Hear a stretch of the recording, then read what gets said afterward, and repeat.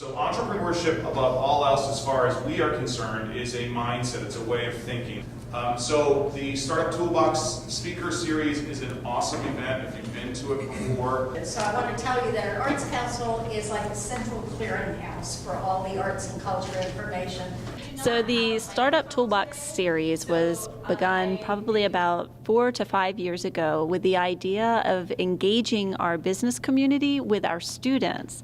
We thought it would be a neat idea to let students see people that are working in jobs in the community discussing a topic that is meaningful to them that has to do with their coursework. So it has evolved over the past 5 years, where now our topics range from everything from what is failure all the way to what we had today, which was a great discussion about leadership.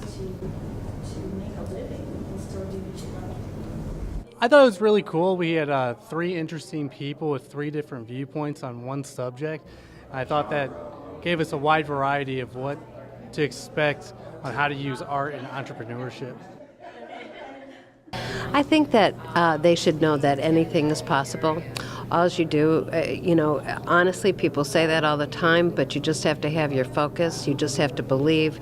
You just really have to be prepared to have it be your lifestyle. And then I really think things can happen. When you're pursuing anything, whether it's in the arts or in corporate America or whatever it is as a profession, you should always never forget to dream, vision, and just go do it. And you got to show up, and doing it is showing up and following up. That's very, very important. Too often we have dreams, but we never vision. And then we have vision, we never set the mission and the goals to accomplish. And we can't be afraid to pursue it. So that's the reason I say go do it.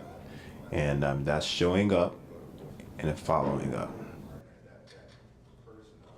I would like them to learn just to be flexible.